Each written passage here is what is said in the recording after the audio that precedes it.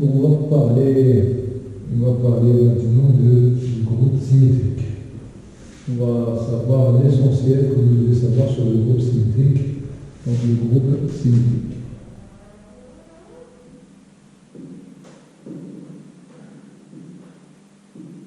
Groupe symétrique. Voilà. Donc je vais prendre un entier n appartenant à n étoile. On va définir ce que ça veut dire une permutation de 1 n. Alors, une permutation de l'ensemble 1 n, des entiers entre 1 et n, et tout simplement, c'est quoi? C'est une bijection. Et tout simplement, une bijection. Je vais noter sigma, définie de 1n, de 1n. Donc, une permutation dans l'ensemble 1n, et l'autre, une bijection dans l'ensemble 1n vers l'ensemble 1n. Voilà, c'est. Alors, l'ensemble de ces permutations-là, l'ensemble des permutations de l'ensemble des permutations de 1n, on la note tout simplement, on la note un grand S indiciel. D'accord? Donc, Cn est égal à 1. Cet ensemble-là ne contient que l'identité. Il y a un seul élément, que l'identité. Je vais noter E. E, c'est autre que l'application de 1 de l'ensemble 1, parce qu'il n'y a qu'un seul élément, un C1. D'accord? S'il y a un, il y a ceci.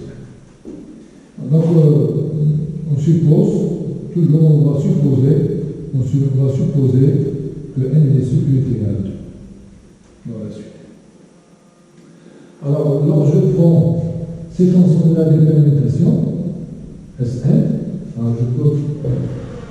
je suppose que S peut être égal à 2, parce que le cas est égal à 1, c'est pas intéressant. Donc, je prends l'ensemble Sn et je le mets de la composition des applications. Alors ça me structure d'un groupe. Celui-là est un groupe, c'est simple à vérifier, est un groupe. Ce groupe-là, l'ensemble Sn, alors je le mets de la composition, c'est un groupe qu'on appelle le groupe symétrique d'ordre n, appelé groupe symétrique d'ordre n. Donc c'est quoi le groupe symétrique d'ordre n? C'est tout simplement l'ensemble des bijections de 1n, de 1n, on les appelle des permutations, menées de la loi rond. Maintenant, je vais prendre une permutation sigma appartenant à S. Alors, on la note comme ça. On va souvent utiliser. On note.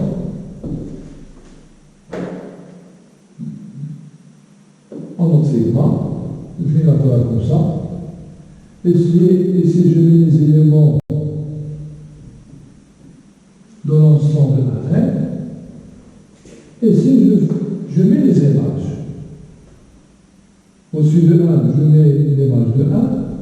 Au-dessus de 2, je mets l'image de 2. Au-dessus de 3, l'image de 3, etc. Jusqu'à l'image de n. Et c'est ça la notation qu'on va utiliser après. Par exemple, je prends par exemple n est égal à 4. Je prends une permutation sigma suivante. Donc, les émois c'est 2, 1, 2, 3, 4. Par exemple, je donne un 2 à l'image de 1 c'est 3, 2 c'est 4, et 3 c'est 1, et 4 c'est 2. Voilà l'exemple de permutation. L'image de 1 c'est 3, l'image de 2 c'est 4, l'image de 3 c'est 1, l'image de 4 c'est 2. D'accord? C'est la notation qu'on va utiliser. Donc je répète, c'est quoi le groupe symétrique? C'est l'ensemble Sn mené de la loi de composition. Et la suite de groupe, on l'appelle groupe symétrique d'ordre n. C'est quoi Sn? C'est l'ensemble des permutations de l'ensemble An. Et c'est quoi l'ensemble des nombres de dimension AN? C'est l'ensemble tout simplement des bijections de AN vers AN. Alors, parmi les permutations, il y a des permutations particulières qui sont intéressantes, ce qu'on appelle les transpositions.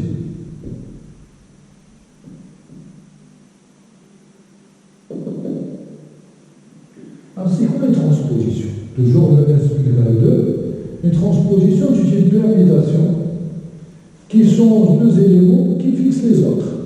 Donc, je vais prendre soit deux éléments, deux entiers A et J appartiennent à N, et strictement calculage.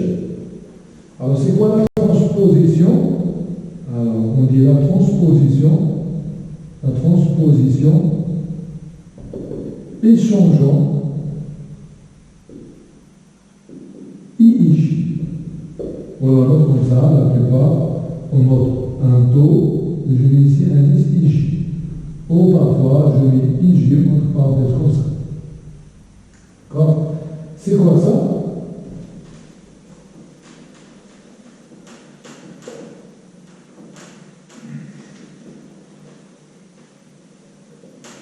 C'est la transposition, c'est quoi de IJ? C'est la permutation 1 jusqu'à I-1, I-1, I, J, par exemple. J'écris autrement, après je vous donne un mieux. Alors, l'image par la transposition de IJ de I, c'est J, l'image de J, c'est I, et les I avec J. Et pour les autres, quel que soit K appartenant à N, K différent de I, K différent de J, et les fixes. Tout IJ de K, c'est K. Et les change IJ, et les fixes les autres. Un exemple, par exemple, je prends N est égal à 5. Je travaille dans S5. Je prends la transposition A4. C'est quoi la transposition A4? 1, 2, 3, 4 et 5. Donc, il échange 1 et 4. Ça veut dire à 1, il lui donne comme image 4. Et 4, il lui donne 1. Et les autres, elle les fixe. La transposition, par exemple, 2, 5. C'est quoi? 1, 2, 3, 4, 5. Donc, l'image de 2, c'est 5. L'image de 5, c'est 2.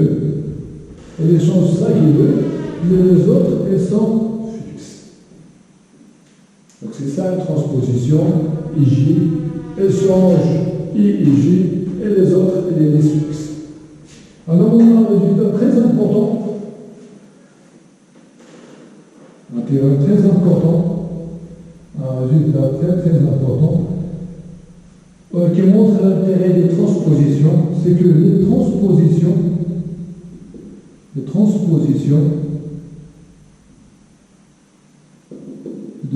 engendrent SN. Engendre le groupe symétrique SN. Ça veut dire quoi engendrer SN? C'est-à-dire quoi? C'est-à-dire toute permutation,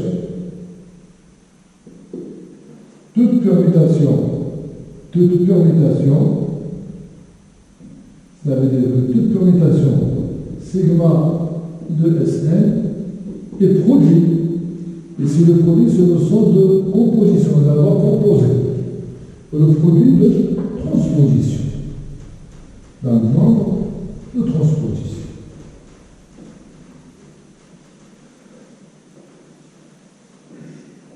Le produit de transposition.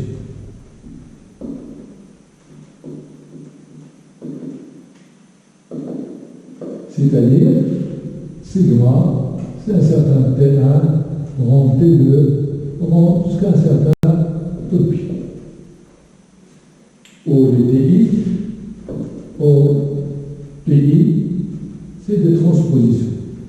Sont des transpositions.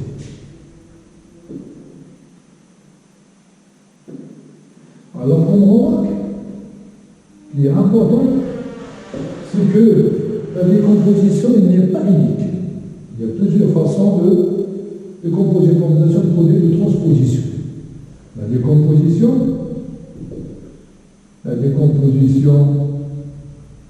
n'est pas unique.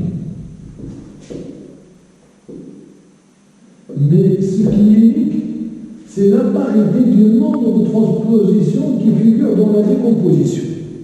Si j'ai un nombre impair, il y aura toujours un nombre impair. Si j'ai un nombre pair, il y aura toujours un nombre pair. La décomposition n'est pas unique, mais la parité du nombre de transpositions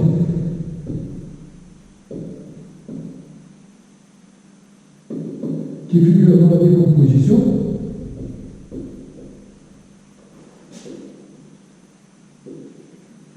est unique. Dans la décomposition est unique. Par exemple, si j'ai une purification sigma où elle compose en 9 produits de non-transposition, je ne vais pas la trouver qui se décompose en un produit de 8 transpositions. Mais je peux la trouver qui se décompose en un produit de 15 transpositions, par exemple. La parité est unique. La décomposition, ce n'est pas unique. Mais le nombre de transpositions qui figure, il est unique. Si j'ai un nombre pair, toujours un nombre pair. Si j'ai un nombre impair, c'est un nombre impair. Ça, c'est très important, donc je répète. Donc les transpositions non intérêts sont des générateurs du groupe Sn. Ça veut dire quoi engendre le groupe Sn? Ça veut dire que toute permutation sigma de Sn, toujours on peut décomposer en produit de transposition. Ça, c'est des transpositions. Ça veut dire des permutations qui changent de terme. Je n'ai pas mis la notation TIG, mais j'ai indexé T1, T2, TP, TOP. D'accord? Donc, j'ai dit que la décomposition, elle n'est pas unique. Mais ce qui est unique, c'est la parité du nombre de transpositions qui figurent dans la décomposition. Si j'ai un nombre pair, toujours j'aurai un nombre pair. C'est un nombre impair, c'est un nombre impair. Eh bien, maintenant, je vais vous montrer une méthode ou sur un exemple comment décomposer une permutation de produits de transposition. C'est très simple et ce n'est pas l'unique façon, il y a plusieurs façons, mais je vais vous montrer celle-là, elle est simple à retenir.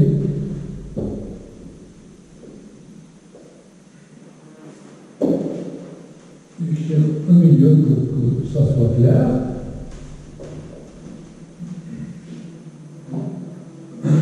Donc voilà une permutation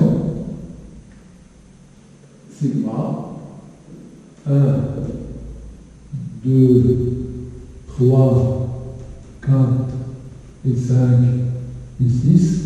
L'image de 1, du ici l'exemple, c'est 5.